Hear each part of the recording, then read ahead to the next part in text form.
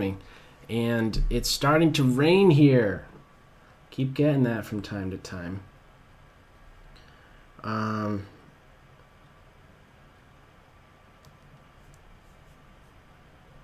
if you're wondering what the temperature is, it is dropping a little bit. I know some were saying that it's about, who was saying it? Anyhow, let's start out with E4. Somebody was saying it earlier that in Hawaii it's about 90, and another one was saying that it's about 32.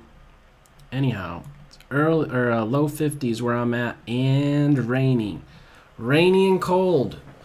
Avoid the rainy and cold situations. So let's do it. I'm not making it up. This is called the fantasy variation. Yes, it is. No joke.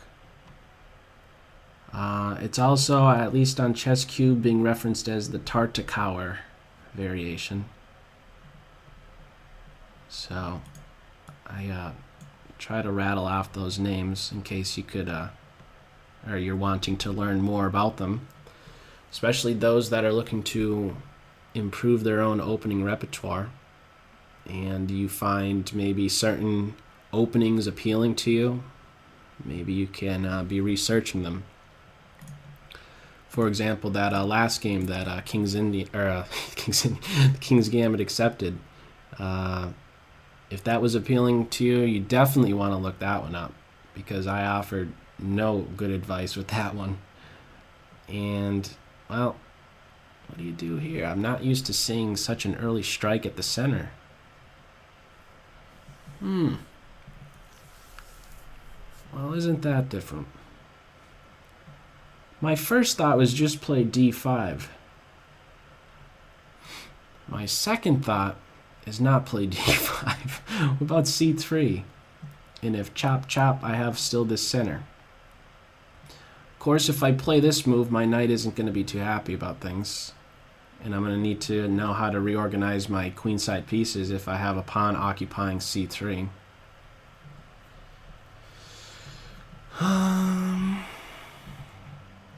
Give a check. I don't know what that accomplishes. If I play D5, well, let's go with it. Is it okay for white to claim at this point some advantage just because I have a pawn this far advanced on the black side? It's not just that. It's a pawn that is influencing this knight's deployment. Its typical square is taken away, so there's something that black is needing to chew on. What are they going to do with these two guys? Should the pawn capture? And I believe it's best to do that so that the bishop could see the world. After pawn captures, I recapture like this. It is a passed pawn, and can certainly, with just a single move, turn into a connected passed pawn with just C4.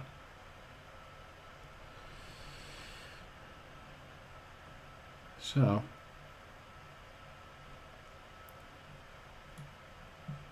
I did that D5 move because I wanted to gain some space, have some inconvenience placed on black, take away C6, passed pawn. This is an important square right away. Can't just let this pawn get out of control and get to D6, maybe D7. But anyhow, blockade. And the ideal piece to blockade is one of the knights, but I'm not so sure that's going to happen. This is going to have to be the move to run with. So, do I play C4, knight C3, C4, and then knight C3, or knight C3 right away? Honestly, I like playing C4.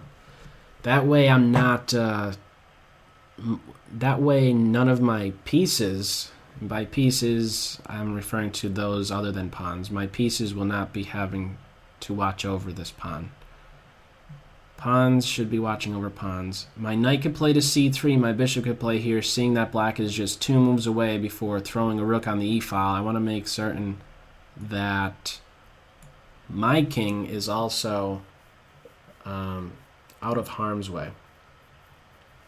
I guess after castling and having this half-open file, this could turn out to be quite annoying, a bishop throwing itself on g5, placing black in a pin. Now, there is some pressure being placed on h2. I don't have as... I was just trying to say, I'm not so sure I have as safe a kingside since this f-pawn is no longer around. But I mean, there's good things that I have as well. As soon as I'm castled, my rook is doing something. Might I want to first check? No. I'm seeing my king as being safer. If I did this, the queen is going to block. I don't want to do a queen exchange. I'm seeing my king being safer. I like that this right here has to be always watched over. I have a space advantage. That's another reason to maybe keep more pieces on the board. These are all little clues. All little clues, and I think this is a good move to be running with. Otherwise, I could be trying to remove this bishop. Knight b5, a prevent. Maybe one day there'll be an expansion with b5. In the meantime, what more can my queen be doing, or what more should she be doing? Can we take it as far as that? What can she do? Maybe we should forget about the word can. What should she be doing? Bishop back, queen d3. Knight h4 to f5. Hang on, though. Knight h4 is susceptible to queen out. Knight here would be putting pressure on this and my knight, so not so fast. Maybe queen c2. Actually, I like queen c2. And it may seem a bit awkward to listen to what I'm about to say next here, but I'm actually looking to do I'm looking to trade the light square bishops. I was just talking about not trading pieces, and then all of a sudden I think it's good to trade pieces. What do I just can't keep I can't make up my mind. Is that what's going on here? I guess it's a little bit of that, and also a little bit of recognizing that this is my bad bishop, since I have pawns on these light squares. I think it would be a little bit useful to get rid of the light square bishop, because he's the bad guy of my two bishops. Additionally, without this light square bishop around, my knight would be able to rely upon that f5 square. Once on f5, he's going to turn into the big bad wolf. Now, since this knight can't make use of g4, maybe knight h4 to f5 is available. Although after knight h4, queen to c7, there's pressure on h2. Push here, there's a check. It's a little bit scary. Maybe I should just play here. Follow through with what I said. Let's get those bishops off. I want one. I think having one pair of minor pieces off the board, get these guys off. And then it's a little bit easier to follow through with the knight h4, f5 idea. 1 minute each. Let's go here. 1 minute warning. We are only 13 moves in. But a lot of stuff was happening quickly. So the bishop pair is mine. So what does that really matter here? This knight's ready to play here. I might want to take here.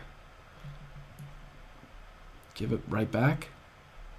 Let's do it. The knight needs to take.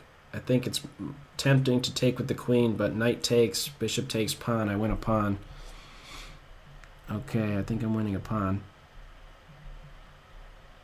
There's probably rook takes knight first, but there's no time to figure it out. h2 is unprotected. I'm viewing this h2 square as being unprotected. Does anybody know why? I posted a video about this very idea. Why exactly, in my mind, I'm viewing h2 as being unprotected, even though I have my king protecting it. There's a trivia for you. Alright. Let's just react by playing here. I didn't want to play here because I want to be able to shift my queen over. And I think shifting it over right now is good. Ready to chop this pawn. Let's do this. Queen trade I'm okay with. And king position, I have this covered. Pawn push. They're in blitz mode. Blitz mode, just trade. Trade, trade, trade, trade, trade.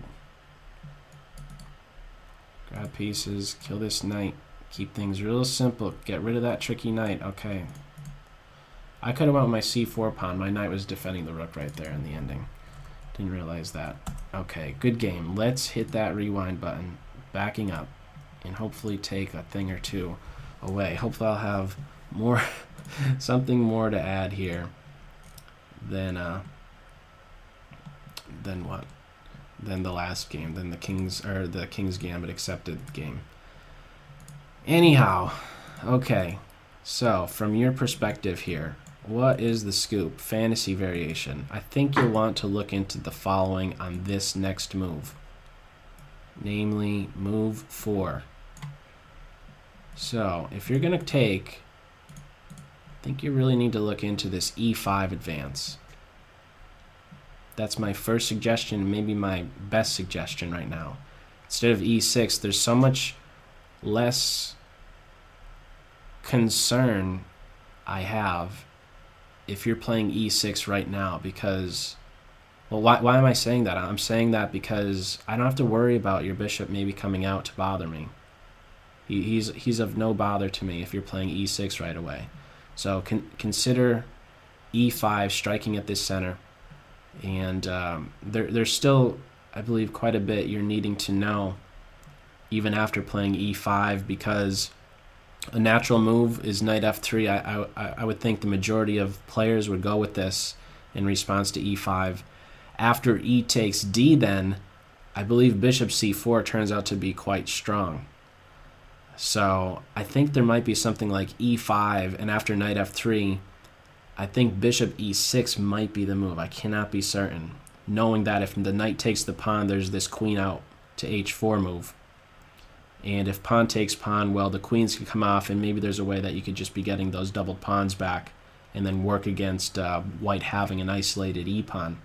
I'm not 100% on this, but I'm pretty sure about this e5 move on this move 4 instead of e6. Okay, that said, we end up with this structure. You do end up striking at it with now c5, but it does take 2 moves in order to get that in. Something tells me that this position could somehow come about in another line where when c5 is played, it's coming in just 1 move, but you're having to take those 2 steps before it arrives on c5, seeing how your very first move was c6. So I have a connected pass pawn.